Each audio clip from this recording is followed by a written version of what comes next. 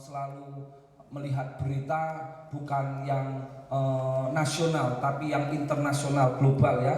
Kalau saudara mengikuti seperti saya, penggenapan firman sedang terjadi. Negara-negara sedang berperang ya saudara ya. Dan di sini yang disorot oleh dunia adalah Cina. Haleluya. Cina begitu luar biasa menunjukkan taringnya.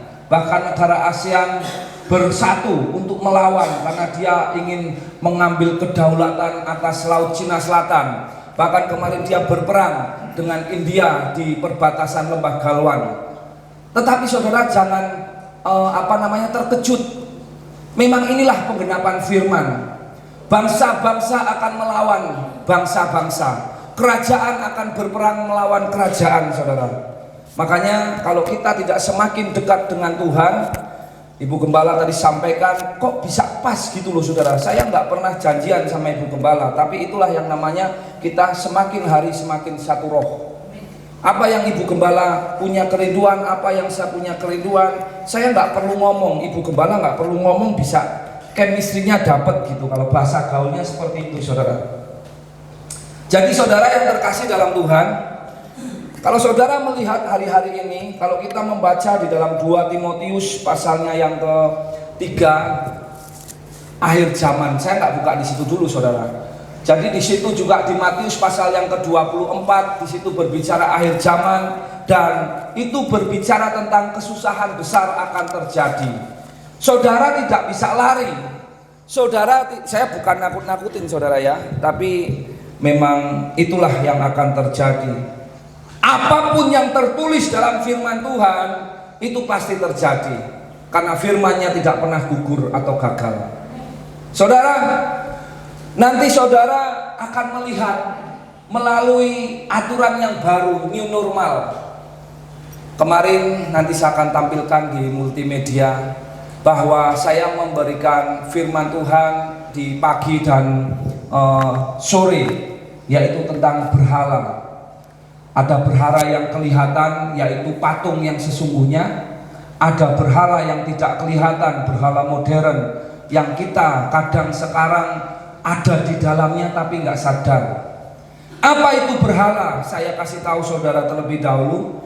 Berhala adalah segala sesuatu apapun itu, mau yang kelihatan, mau yang nggak kelihatan, yang membuat kita dengan Tuhan ada batas, ada jarak. Mungkin hobi kita, anak-anak muda yang suka main game, ya, sampai lupa untuk berdoa, baca firman, matanya tertuju hanya pada games, itu bisa jadi berhala. Kalau kemarin berhala patung yang sesungguhnya, dan nanti pada saat kesusahan besar itu benar-benar ada.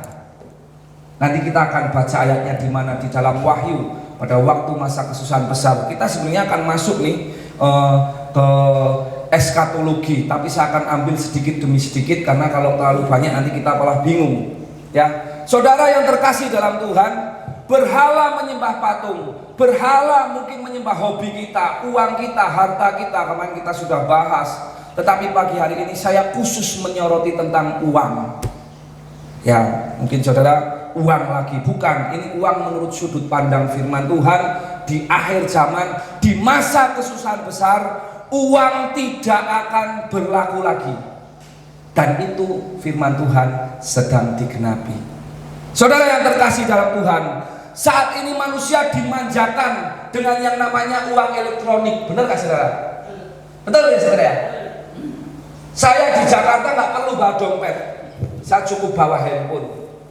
Di handphone saya ini ada OVO, ada Dana, ada Grab, ada Gojek.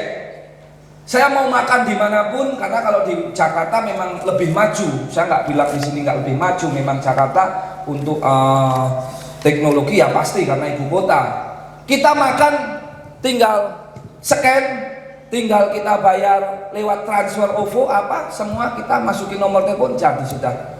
Kita mau pergi, mau pesen motor, mau mobil, tinggal pakai Grab atau Gojek.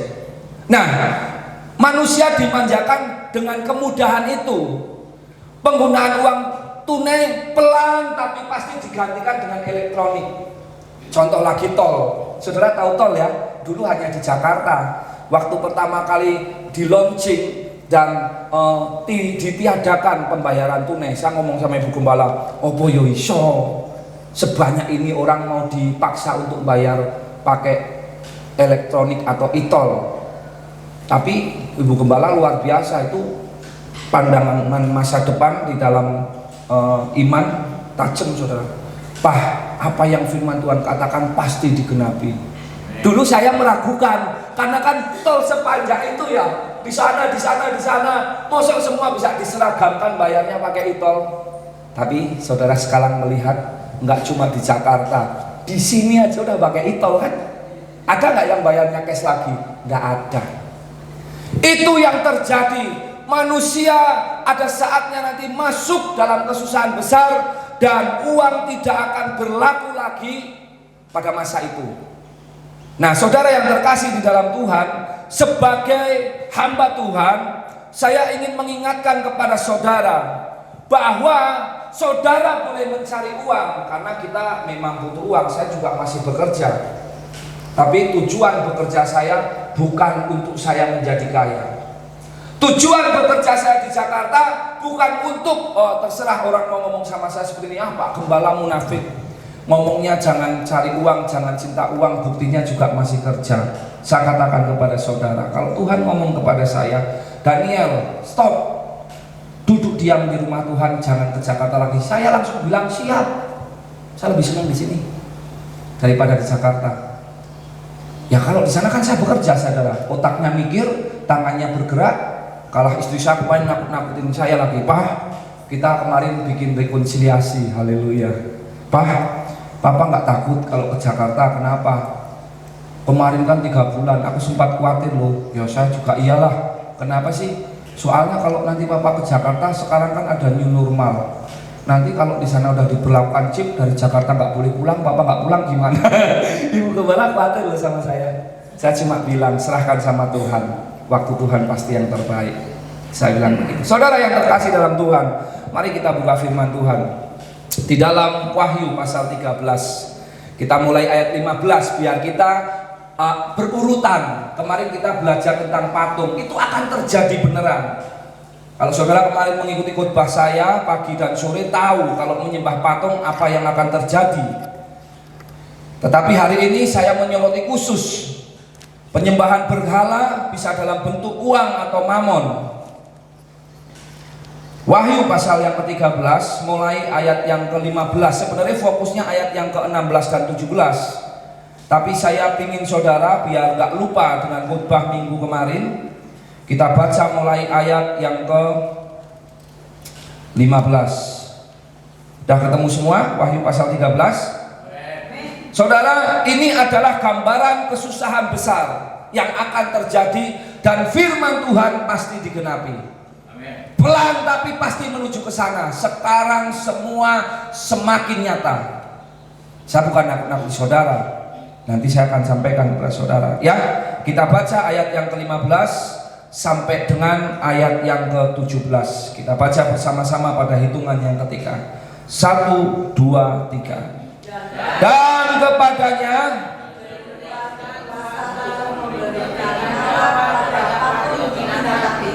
sehingga patung binatang itu berbicara juga dan berpijak lebih rupa, sehingga semua orang yang tidak menyembah patung binatang itu dibunuh. 16.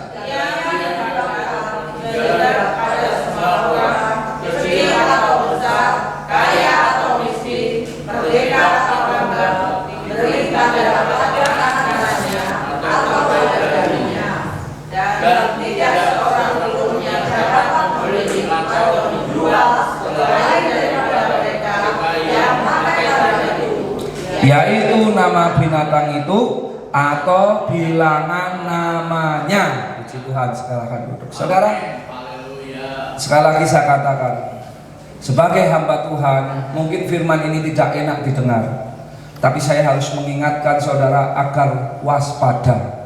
Saat masa itu datang, dunia digoncang, one religion, one economy. Saudara, saya akan putarkan dulu. Semuanya satu dalam pemerintahan kekuasaan. Bahkan saudara, kalau saudara nanti saya putar ada gambarnya, bahwa boleh Oka siapkan videonya, bahwa semuanya berada dalam satu tampuk kepemimpinan. Ini video sebenarnya bukan di 2020, tetapi di 2017. Saudara bisa bayangkan, 2017 pergerakan dari antikris sudah mulai terjadi. Dan saudara bisa bayangkan sekarang udah 3 tahun sejak masa itu. Microchip ditanam di karyawan. Ini real. Ini real saudara, ini bukan rekayasa. Teknologi semakin berkembang baik dari inovasi maupun kegunaan alat untuk memudahkan hidup manusia. Baru-baru ini sebuah perusahaan di Amerika Serikat berencana menanam microchip di dalam tubuh para karyawannya agar memudahkan mereka. Perhatikan baik-baik. Juga berbelanja. Simak laporan video yang berikut ini. Film cerita fiksi ilmiah atau film agen rahasia Ini bukan cerita fiksi. disuntik ke dalam tubuh. Itulah yang akan dilakukan kepada pegawai perusahaan teknologi Free Square Market di negara bagian Wisconsin. It's the next thing that's Ini teknologi terkini, kami ingin ikut serta. Microchip disuntikkan di antara jari tunjuk dengan ibu jari dan telah disetujui penggunaannya oleh Badan Pengawas Obat dan Makanan Federal (FDA). Pegawai yang telah disuntik microchip bisa membuka pintu, absen, dan membeli makanan dengan swipe tangan ke sensor. And it's asking to swipe my proximity payment now. I'll hold my hand up, just like the cell phone. Tapi tidak seperti smartphone, microchip ini tidak dilengkapi dengan GPS atau data lain. Lebih canggih dari smartphone, saudara. I just have used for vending machines and also I suppose that makes that easier. All that security entrances, I suppose, every minutes of people to get a key card. Microchip yang akan digunakan hanya sebesar sebutir beras, tapi sebagian karyawan masih persisten. Sebesar butir beras. Dari total 80 karyawan di perusahaan ini menolak untuk disuntik microchip dengan berbagai alasan. Alasan yang bisa dimengerti oleh sebagian analis teknologi. We've survived thousands of years as a species without getting microchips. It's like people need to do it now. Untuk pemasaran microchip ini, Free Square Market bermitra dengan Biohacks International, perusahaan bermarkas di Swedia yang telah lebih dulu menyuntikkan microchip ke sebagian pegawainya. Dari Washington DC, Noval Turadi, VOA. Saudara, microchip di Swedia udah 1.000 orang lebih dipasang. Dan itu terjadi di tahun 2017. Dan sejak saat itu tidak pernah diekspos karena menimbulkan pro dan kontra. Di Amerika disosialisasikan, dan pada waktu itu di Amerika ada yang mau, ada yang tidak mau. Yang tidak mau karena mereka tahu kebenaran firman Tuhan. Saudara tahu apa yang terjadi? Sejak itu tidak pernah dikampanyekan. Tetapi pelan tapi pasti pergerakan microchip sedang bergerak di seluruh dunia. Dan sekarang melalui wabah virus corona, Bill Gates, saya menyampaikan ini berdasarkan data yang akurat.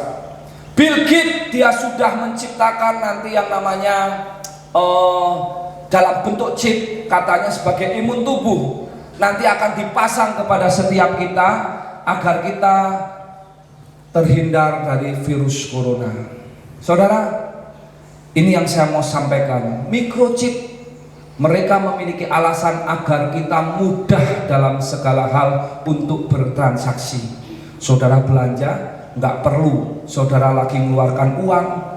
Kalau sekarang kita aja pasti megang chip. Saudara percaya nggak di sini semuanya pegang chip? Percaya? Apa yang chip saudara pegang? Handphone. Tapi saudara nggak sadar ada satu chip yang saudara nggak ngerti. Itu terdapat dalam iktp saudara. Chip itu KTP saudara ada chipnya. Jadi saudara kemanapun bisa didetek karena ada GPS-nya. Pertanyaannya, apakah salah? Tidak salah. Karena kita memang ada di dunia ini untuk menerangi kegelapan. Tetapi kalau masa kesusahan itu besar dan kita tertinggal, itu yang bahaya. Nanti kita akan masuk ke sana, ke eskatologi. Nah saudara, hari-hari ini penggenapan firman terjadi. Kalau saudara peka, saudara semakin belajar firman Tuhan, mata saudara semakin dicelikkan, melihat kabar baik dari seluruh dunia, bahkan mungkin di dalam negara kita sendiri. Kesusahan besar sedang terjadi, resesi terjadi di mana-mana. Di Jakarta banyak pabrik tutup, Unilever rekan bisnis kami tutup, kolab. Dia membuka PT baru lagi untuk kerjasama pengajuan. Apalagi Unilever sekarang ditutup bukan karena kolab, tapi karena ada COVID-19. Tapi perusahaan-perusahaan yang bergerak di bidang garmen yang berbentuk pabrik di Jakarta banyak tutup. Kenapa? Karena memang melalui COVID ini tidak boleh ada yang namanya perkumpulan ya, komunal ya, yang bersifat komunal. Jadi itu bisa mendatangkan klaster baru virus corona. Nah kalau pabrik nggak ada orang yang kerja, gimana nasibnya? Pasti tutup. Nah kembali ke firman Tuhan, saudara perhatikan ayat yang ke-15. Ini sekedar sepintas mengingatkan kita. Kemarin saya katakan bahwa pada waktu kita menyembah berhala yang sesungguhnya, yaitu patung, itu tidak terjadi hanya di masa perjanjian lama, tetapi itu terjadi juga di era yang modern ini. Tetapi Alkitab katakan pada masa kesusahan yang besar itu terjadi, benar-benar patung nanti yang mati itu, patung antikris itu akan bisa hidup dan berbicara. Kalau kita tidak menyembah dia, akan dibunuh. Kalau kita tidak menyangkal iman kita, Yesus Kristus adalah Tuhan, kita akan dibunuh.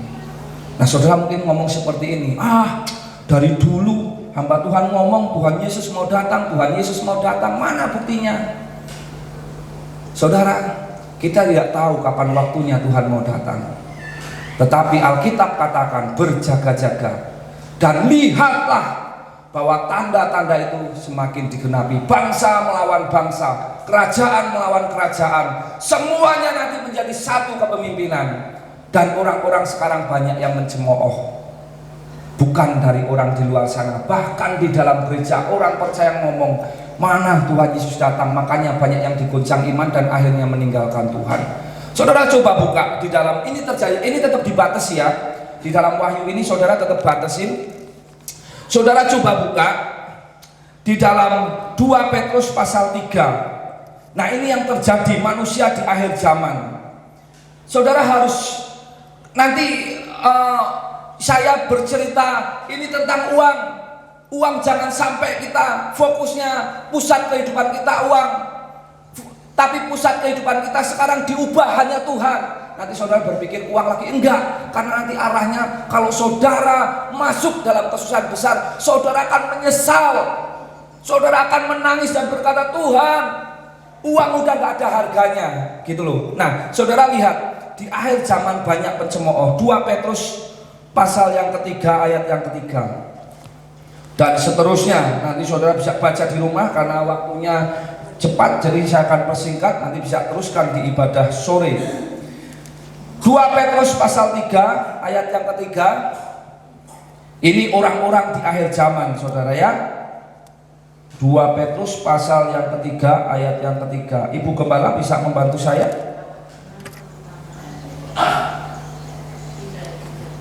2 Petrus pasal 3 ayat yang ketiga. Saudara perhatikan di ayat ketiga, ini perikopnya hari Tuhan. Jadi nanti ada saatnya pada waktu masa kesusahan besar itu datang, maka ditandai dengan orang-orang yang mulai meragukan firman, bahwa firman itu akan digenapi. Firman Tuhan katakan di dalam 2 Petrus pasal 3 ayat yang ketiga. Saudara tetap tandain tadi Wahyu pasal yang ke-13.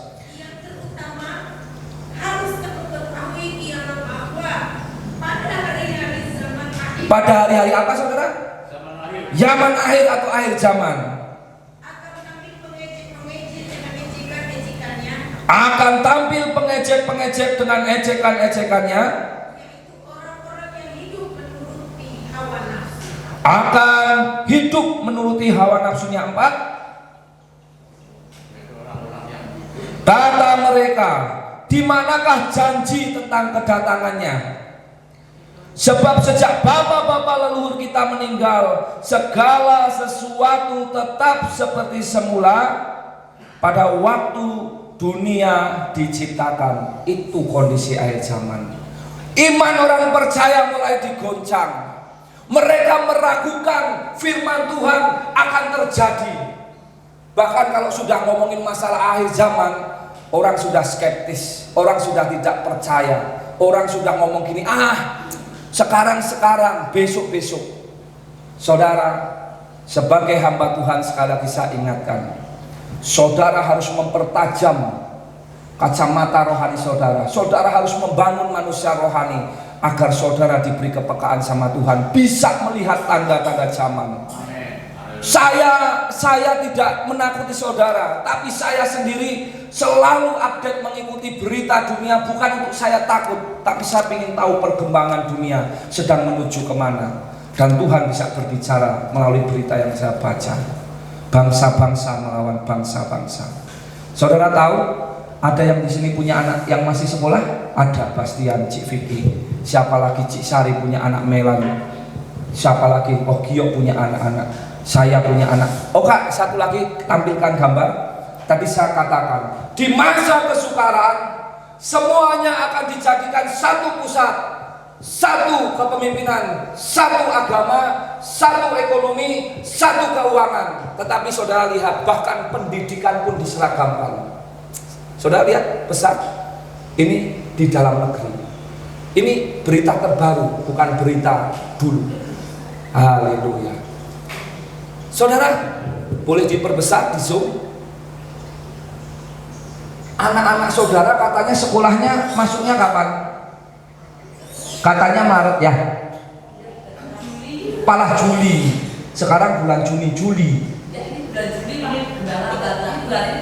Kita berdoa semoga semua berjalan dengan baik ya. Saudara perhatikan di sini. Makarim, saudara tahu Makarim? Bekas bosnya Gojek. Kenapa judulnya hilang loh Kak? Tolong judulnya saja. Halo? Turunin loh Kak, Nah judulnya yang atas loh Kak. Aduh, turun Kak. Yang bawah Kak. Diturunin kok, di scroll Kak, scroll kok Kak jago kok. Nah, just gitu aja Kak. Makarim permanenkan belajar dari rumah meski pandemi COVID sudah berakhir. Ini berita terbaru loh saudara, saya bukan hoax saudara ya. Nadiem, pembelajaran jarak jauh nantinya akan jadi apa saudara? Permanen. Saya bukan nakutin saudara, kalau saudara mau masuk sekolah masuk aja, nggak apa-apa. Orang peraturan mungkin di Indonesia kan belum bisa seragam. Setiap dari daerah punya kebijakan sendiri. Tetapi ini yang menyampaikan bukan pemerintah daerah, tapi Menteri Pendidikan Kebudayaan Indonesia. Makarim permanenkan. Kalau berkata permanenkan berarti itu pasti akan terjadi. Kalau wacana itu belum tentu terjadi. Belajar dari rumah meski pandemi COVID sudah berakhir. Pembelajaran jarak jauh nantinya akan jadi permanen. Saudara yang terkasih dalam Tuhan, itulah yang terjadi saat ini. Kembali kepada Wahyu pasal 15, ini tema khotbah saya pagi hari ini. Uang tidak akan berlaku di masa kesusahan besar. Saudara, kemarin saya katakan berhala adalah sesuatu yang menjauhkan kita dengan Tuhan. Saudara perhatikan ayat yang ke-16. Dan ia, yaitu adalah antikris, menyebabkan sehingga kepada semua orang, apa saudara? Kecil dan besar, kaya atau miskin, merdeka atau hamba, diberi tanda pada tangan kanannya atau pada dahinya. 17. Dan tidak ada seorang pun yang dapat membeli atau menjual selain daripada mereka yang memakai tanda itu, yaitu nama binatang itu atau bilangan namanya.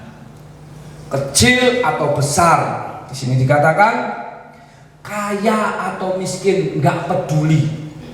Mau saudara kaya, mau saudara miskin, mau saudara hamba, mau saudara di sini dikatakan budak, pukul rata. Kalau masa kesusahan besar, uang tidak ada gunanya lagi. Ini ayat 16 dan 17 berbicara uang, karena sudah tidak bisa transaksi lagi. Jadi kalau mereka tidak memakai tanda di tangan atau di dahi, mereka tidak akan bisa berbelanja. Nah, di sini yang punya toko-toko kelontong, punya toko Ibu Lisa, toko material, toko kiok, toko sembako dan lain sebagainya. Sekarang waktunya cari Tuhan. Apakah salah kita mencari uang? Saya tidak katakan cara cari uang, karena kalau kita tanpa uang, kita pun kadang tidak bisa menjadi berkat. Tetapi jangan sampai di akhir zaman ini yang tanda-tandanya telah jelas Tuhan singkapkan melalui banyak tanda, terus hidup kita tetap berpusat, tujuannya adalah hidup kita untuk uang. Itu salah besar. Saudara, firman Tuhan katakan bahwa orang yang mencari uang siang dan malam, mengumpulkan banyak harta di dunia ini, pada waktu nanti masa kesukaran itu datang, semua harus memakai tanda itu. Mereka akan menyesal dan mereka akan meratap, menangis kepada Tuhan, ampuni saya Tuhan, karena mereka akan tertinggal. Mereka akan disingkirkan. Mereka nggak masuk dalam penyingkiran. Saudaraku yang terkasih dalam Tuhan, makanya dikatakan bahwa uang adalah akar dari segala kejahatan. Saudara, saya bilang ke Ibu Gembala, sampai saya nangis. Saudara patut bersyukur, patut haleluya, puji Tuhan. Saya juga bersyukur memiliki seorang pendamping yang saya anggap Ibu Gembala sudah masuk dalam level penyangkalan diri. Saudara tahu, kita ngomong berdua, dia pandang saya, dia menangis dan dia berkata seperti ini, "Pah, saya liatin, kenapa sih mah lebih amat?" Dia bilang begini, "Pah, kalau misalnya suatu saat kita nggak ada, kalau anak-anak kita nggak mau untuk melayani, kita serahkan baik-baik ya pekerjaan Tuhan ini kepada siapa saja." Saya hormat sekali sama istri saya. Berarti dia sungguh-sungguh hidupnya memang dipersembahkan untuk melayani Tuhan. Saudara tahu apa yang terjadi? Saya berpikirnya begini. Terus maksudnya bagaimana? Ya maksudnya jangan sampailah kita mendengar kalau sampai gara-gara pekerjaan Tuhan itu menjadi berhala. Saudara jangan berpikir pekerjaan Tuhan nggak bisa jadi berhala. Bisa. Saat seorang hamba Tuhan mempertahankan pekerjaan Tuhan dengan sampai mengeluarkan ototnya, kekuatan dunianya semua keluar, itu jadi berhala. Tuhan nggak berkenan. Makanya saya bilang sama istri saya salut sama istri saya. Saudara, kembali ke uang. Saudara, mari saudara sebagai orang percaya, anak-anak Tuhan, arahkan hidupmu, pusatkan hidupmu untuk mencari Tuhan dengan sungguh. Karena memang di akhir zaman ini, saudara, semuanya akan serba sulit, semuanya akan dibikin serba susah. Saudara, mungkin di Pekalongan belum terasa, tapi di kota-kota besar sudah terasa. Bahkan hamba-hamba Tuhan melalui khotbahnya, melalui nubuatannya, saya nggak ngerti itu nubuat atau nubuat-buat, saya nggak ngerti. Mereka berkata nanti akhir tahun 2020 Indonesia benar-benar akan jomplang. Kenapa? Karena sekarang mulai mau tidak mau nanti harus pinjam utang kepada Illuminati atau antikris, orang-orang kaya, penggerak dunia yang menyesatkan dunia tapi tidak muncul di permukaan. Nanti semua diarahkan ke sana. Satu ekonomi, satu keuangan, satu pemimpin, satu agama. Dan saudara kalau tidak sungguh-sungguh dalam Tuhan, iman saudara digoncang. Tadi 2 Petrus pasal 3 katakan, saudara akan menjadi salah satunya menjadi pencemooh. Saudara akan berkata, saya nggak percaya karena dari dulu juga begitu. Saudara, mungkin saudara berkata seperti ini, kok kamu bisa berpikir bahwa sekarang masuk ke akhir zaman, tanda-tandanya. Kalau kemarin-kemarin saya rasa belum semengerikan seperti sekarang gitu. Kalau menurut saya semakin saya baca firman, semakin saya ikutin berita, semakin sinkron. Coba saudara buka di Matius pasal yang ke-24. Haleluya. Saudara, Matius pasal yang ke-20. Kejadian ini banyak berulang kali terjadi kan, ngakunya Mesias ya, baru-baru ini bahkan yang kemarin-kemarin, tetapi belum komplit. Ayat yang ke-7, sebab bangsa akan bangkit melawan bangsa dan kerajaan melawan kerajaan, akan ada kelaparan dan gempa bumi di berbagai tempat. Bangsa melawan bangsa sudah terjadi, ini sedang terjadi. Bukan cuma Cina, bahkan Mesir yang gak ada angin, gak ada kabarnya mau nyerang Afrika karena mencuri sumber daya dari sungai Nil.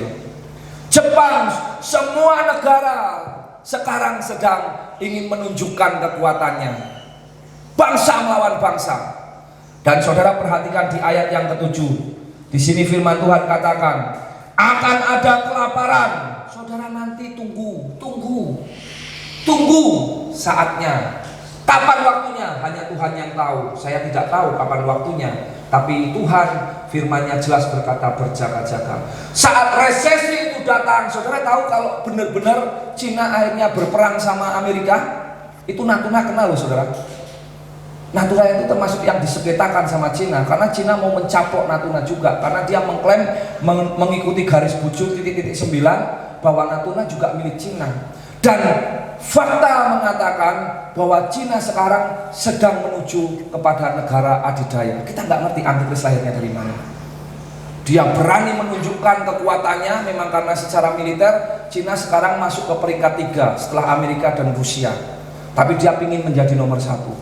Bangsa melawan bangsa, di mana-mana terjadi. Saat nanti perang dunia ketiga terjadi, firman Tuhan katakan itu baru permulaan. Akan terjadi kelaparan, pasti lapar. Perangnya nanti tidak akan lagi pakai tembak-tembakan, pakai bambu runcing, udah nggak zaman. Perangnya pakai apa saudara? Pakai nuklir. Satu bom diturunkan, satu pulau, boom, kata Pak Yobi, entek. Saudara tahu, kalau itu terjadi, firman Tuhan digenapi, gempa bumi di mana-mana. Bayangkan nuklir segede itu sekarang, bahkan Iran mau menyerang Amerika, semua bangsa mau menyerang bangsa. Dan mereka perangnya bukan pakai bambu runcing atau senapan, tetapi pakai nuklir. Uang tidak ada lagi artinya. Saudara mau belanja pakai uang, nggak ada. Nanti resesi, uang nggak ada. Semua yang memakai tanda di jidat dan di tangan baru bisa bertransaksi. Saudara yang terkasih dalam Tuhan, perhatikan ayat yang ke-7 kembali. Firman Tuhan katakan, akan ada kelaparan dan gempa bumi di berbagai tempat. Bagaimana nggak ada gempa bumi? Setiap nuklir itu meledak, maka akan terjadi goncangan di bumi. Di setiap negara terjadi. Maka ekonomi di seluruh dunia akan stagnan, bahkan berhenti. Maka uang sudah tidak ada artinya lagi. Dan itu sedang digenapi. Kenapa saya bisa bilang seperti itu? Karena dulu tidak separah ini. Dulu hanya Irak dan Amerika. Sekarang semua bangsa bangkit melawan bangsa. Makanya kalau saudara buka di VOA atau saudara buka di Kompas yang akurat, nah itu akan update terus tuh negara-negara yang sedang berselisih paham. Dan mereka benar-benar sudah mempersiapkan senjata-senjata pemusnah massal. Saudara, mendingan kalau kita dibom nuklir jebret, habis selesai, aman sudah. Tapi kalau nanti masa itu kesusahan besar datang, orang-orang sudah berada dalam kesengsaraan, kelaparan dan semua, dan pada waktu itu antikris muncul ke permukaan, mengambil satu komando, siapa mau belanja, siapa mau butuh apa, pakai tandaku. Wah, itu yang paling sengsara. Alkitab katakan tadi di Wahyu ayatnya yang ke 13 ayat yang ke-15, mereka yang tidak mau menyembah patung yang tadinya mati, antikris bisa bikin hidup, mereka akan dibunuh. Kenapa? Karena pasti dipaksa. Kamu mau nyembah nggak? Kalau nggak nyembah, nggak sangkal Tuhan Yesus, bunuh. Dan pada waktu itu firman Tuhan, orang mau mencari mati itu susahnya minta ampun. Makanya sedikit yang bisa melewati masa itu, kesukaran besar. Saudara yang terkasih dalam Tuhan, ayat yang ke-8 dikatakan di situ, akan tetapi semuanya itu barulah permulaan penderitaan menjelang zaman baru. Ini baru permulaan, belum ke sana. Tapi saudara semakin membaca firman, saudara akan terbuka mata rohaninya. Tanda-tanda Tuhan sudah mulai singkapkan. Tanda-tanda sudah mulai kelihatan di depan mata kita. Jadi bodoh kalau kita orang Kristen tidak mengerti tanda itu dan tetap hidupnya hanya fokus kepada uang atau harta kita yang sementara tidak bisa dibawa saat kita kembali kepada Tuhan. Saya katakan bodoh. Kenapa bodoh? Karena uang itu tidak akan bisa menyelamatkan kita.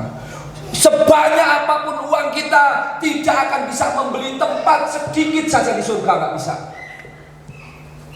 Saudara mau kumpulkan uang seberapapun, kalau masa kesusahan besar itu datang, saudara terhilang, uang saudara tidak berlaku, saudara akhirnya harus ikut antikris, saudara kembali ke Tuhan ditolak, uang nggak ada artinya. Makanya saya bilang kepada istri saya, tadi saya bilang tentang AC, mumpung ada kesempatan, kita masih boleh beribadah, kita bisa memberi yang terbaik bagi Tuhan, saya akan lakukan itu. Kalau nanti sudah saatnya, firman Tuhan katakan bahwa antikris itu membuat masalah di gereja. Ada di firman Tuhan di Wahyu dikatakan bahwa datangnya dari rumah Tuhan, orang nggak lagi boleh beribadah, orang nggak lagi boleh menyembah Yesus, memang benar-benar harus menyembah Dia. Saudara, nggak ada gunanya semuanya itu. Jadi mumpung masih bisa beribadah, beribadahlah. Cari uanglah. Tapi jangan hati kita, hidup kita pusatkan kepada uang, karena uang itu bersifat fana, tidak kekal, tetapi dia akan lenyap dengan sendirinya saat kita meninggalkan dunia. Saudara, saya akan kasih satu cerita. Ini cerita nyata, saudara. Ada seorang kaya, dia dari muda, dia nggak masuk dalam kesusahan besar, loh, saudara. Tapi yang saya mau ambil dari cerita ini adalah uang tidak bisa menyelamatkan dan menjamin kehidupannya.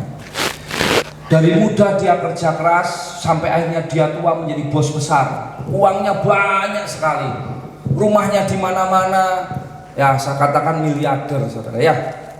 Tetapi pada saat dia harus mengalami sakit, masuk ke rumah sakit, saudara tahu apa yang terjadi? Dia ngomong ke anaknya, ke cucunya, mau habis uang berapapun nggak apa-apa, yang penting saya sembuh. Saya mau tanya saudara, apakah sakit saudara kalau memang Tuhan izinkan sampai akut atau stadium yang sudah ya tidak bisa ditoleransi lagi, apakah uang bisa menyelamatkan saudara? Nggak bisa. Hanya Tuhan yang bisa menyelamatkan kita. Hanya Tuhan yang bisa menyembuhkan kita. Maka Alkitab katakan, akar dari kejahatan, segala kejahatan adalah uang. Coba saudara buka, kita tutup dengan ayat ini. 1 Timotius pasalnya yang ke-6 ayat 10 dan 11. 1 Timotius pasalnya yang ke-6 ayat 10 dan 11. Ibu Gembala bacakan. Haleluya. Akar segala kejahatan ialah cinta uang. Akar dari segala kejahatan adalah cinta uang. Terus, Sebab oleh memburu uanglah beberapa orang telah menyimpang dari iman terus dan menyiksa dirinya dengan berbagai-bagai duka. ya, cukup. Saya ulang saudara ya. Saudara tetap pandang di 1 Timotius pasalnya yang ke-6. Saya mulai dari 9 dan sampai 12. Saudara perhatikan, ini dosa ini. Dan pesan dari Paulus kepada Timotius yang sudah dianggap seperti anaknya sendiri dalam pelayanan. Ayat 9, 1 Timotius pasal 6. Tetapi mereka yang ingin kaya terjatuh dalam apa saudara? Pencobaan, ke dalam jerat, ke dalam berbagai-bagai nafsu yang hampa, yang mencelakakan, yang menenggelamkan manusia ke dalam keruntuhan dan kebinasaan. Jadi kalau orang yang pusat kehidupannya adalah uang, harta, kekayaan, ujungnya adalah kebinasaan. Ayat 9 katakan, ayat 10 katakan, Karena akar segala kejahatan ialah cinta uang, bukan cinta Tuhan. Mulai dirubah pagi hari ini. Kita harus cinta Tuhan. Saudara bekerja salah enggak? Enggak. Saudara cari uang salah enggak? Enggak. Tapi jangan hati saudara ada pada uang atau pekerjaan saudara. Tetap hati saudara melekat kepada Tuhan. Wong saya juga kerja kok. Tapi saya kerja bukan karena saya cinta uang. Saya kerja bukan karena saya ingin kaya. Saya kerja karena saya seperti yang Tuhan harus saya lakukan. Jadi saya nggak pernah kalau suatu saat pekerjaan diambil, ya sudahlah, itu Tuhan punya kok, semua Tuhan punya. Karena saya nggak mau masuk dalam kesusahan besar, uang tidak ada artinya lagi. Perhatikan lagi ayat yang ke-10. Sebab oleh memburu uanglah beberapa orang telah menyimpang dari iman dan menyiksa dirinya dengan berbagai-bagai duka. Saudara, saya selalu update di status saya, bahagia adalah pilihan. Saya biasa sama ibu gembala, sukanya jalan ke mall, jajan kesini, saya pikir uang bisa menyenangkan, membuat kami bahagia. Tetapi yang terjadi antara saya dengan istri saya selalu bertengkar, saling menyalahkan. Karena apa? Tidak ada puasnya waktu di Jakarta. Tapi puji Tuhan, haleluya, di tempat ini walaupun kami tetap diberkati Tuhan, haleluya, puji Tuhan. Tetapi kami makan di Megono, makan diajak Cipohin di sate apa itu, haleluya, menikmati semua. Saya diajak ke Petung Riono, wah, inilah ciptaan Tuhan. Bahagia adalah pilihan dan tidak diukur oleh uang. Kalau saudara ada Tuhan dalam hidupmu dan pusat kehidupan saudara adalah Tuhan, ada nggak ada uang, saudara tetap bahagia. Kata siapa, ngomong mah gampang. Kenyataannya kalau nggak punya duit ya pusing. Ya itu pilihan. Kalau engkau memilih pusing ya pusing, milih stres ya stres. Benar nggak saudara? Tetapi kalau kita memilih untuk bahagia, bahagia. Kenapa? Karena uang tidak menyelamatkan. Firman Tuhan katakan di bawah kolong langit ini apa saudara? Keselamatan hanya di dalam Yesus Tuhan, bukan uang.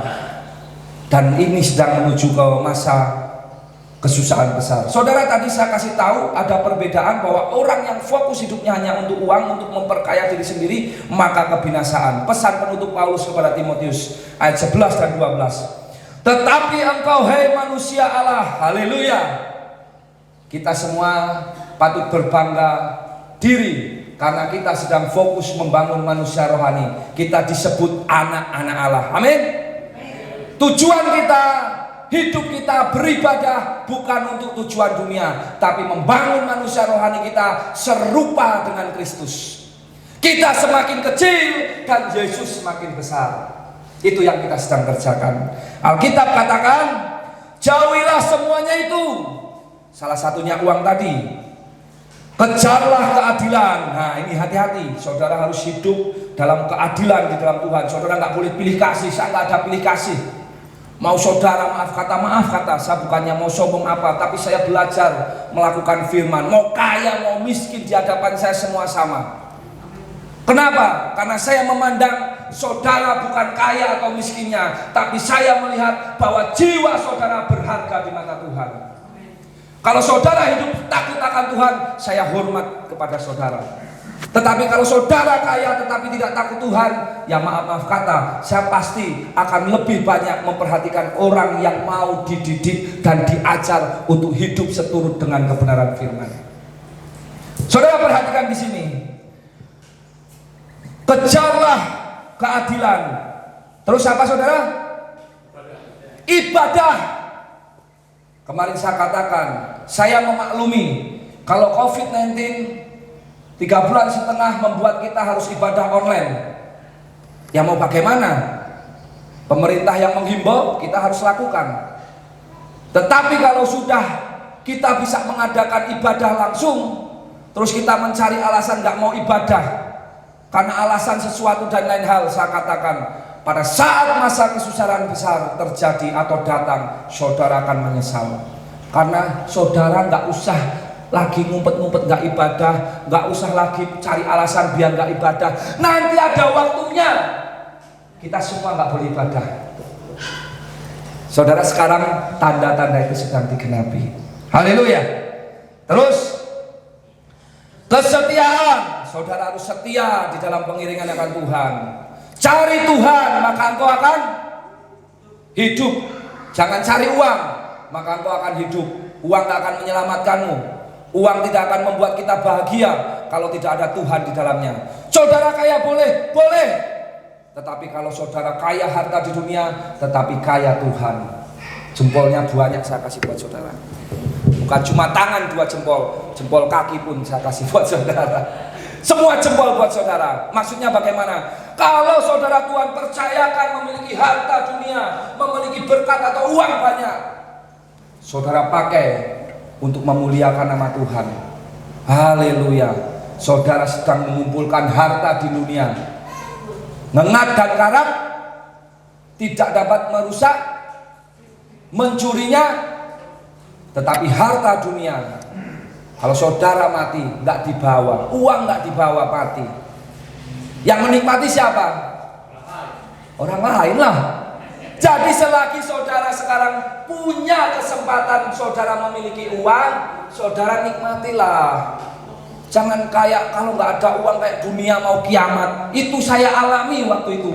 Beruntung saya punya istri, ibu gembala yang luar biasa. Kalau saya sudah akhir-akhir bulan harus bayar anak-anak, terus wah dapatnya sedikit nih, udah nih, wah dulu. Tapi ibu gembala selalu ngomong sama saya seperti ini, Pak, ukuran kekayaan bukan uang, tetapi pilihan sikap hati kita. Oh haleluya. Di sini saya menemukan ternyata Tuhan adalah segala-galanya buat saya. Saya punya nggak punya, saya tetap mengucap syukur, karena saya tahu keselamatan hanya ada dalam Tuhan, bukan ada pada uang. Saudara, lanjutan biar selesai. Di sini dikatakan ada kesetiaan, ada kasih, ada kesabaran, kelemah lembutlah. 12 nih, saudara perhatikan baik-baik. Bertandinglah dalam pertandingan iman yang benar dan rebutlah hidup yang kekal. Untuk itulah engkau dipanggil dan telah engkau ikrarkan ikrar yang benar di depan banyak saksi. Saudara sudah mengaku Yesus Kristus adalah Tuhan.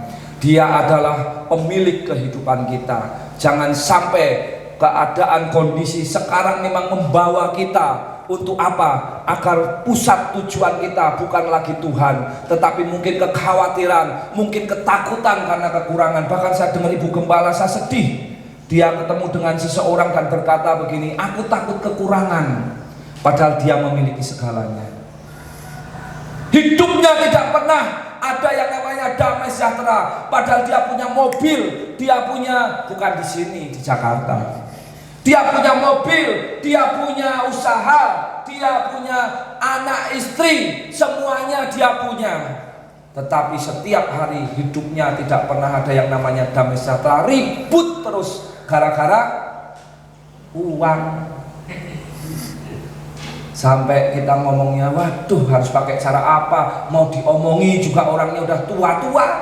Kalau muda-muda kita bisa ngomong. Makanya waktu ibu gembala, saya baru ngerti loh yang dirasakan ibu gembala menghadapi saya waktu itu. Wah, saya dulu itu mata duitan.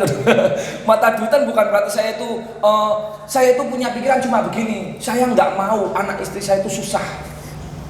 Jadi bagaimanapun caranya saya harus kerja keras. Tanpa sadar saya disesatkan. Saya akhirnya fokusnya bukan Tuhan tapi fokusnya uang. Dan ibu gembala selalu ngomong sama saya gini, susah payahmu tidak akan menambahinya. Selalu dia ngomongnya firman. Aku ngomong, kamu ngomong gampang, tinggal minta beli jajan sana-sana. Saya yang bantu tulang kaki jadi kepala, kepala jadi kaki. Istri saya jawabnya gampang, di sana siapa? Kamu mau jadi kaki jadi kepala, kepala jadi kaki. Saudara tahu, saya disesatkan sama uang. Akar dari segala kejahatan adalah uang. Saudara, pagi hari ini saya ajak saudara, bahagia itu pilihan. Dan saya ajak saudara, saat masa kesukaran besar itu terjadi, uangmu, uang kita semua tidak ada artinya. Tua muda, kaya miskin, budak hamba tidak akan bisa bertransaksi kalau tidak memakai tanda di sini dan di sini, di scan jidatnya. Saudara nggak percaya? Itu di depan scan. Benar nggak saudara? Edukasi. Kalau zaman dulu orang Kristen datang ke gereja lihat itu alergi. Sekarang kalau nggak di-scan nggak boleh masuk kantor.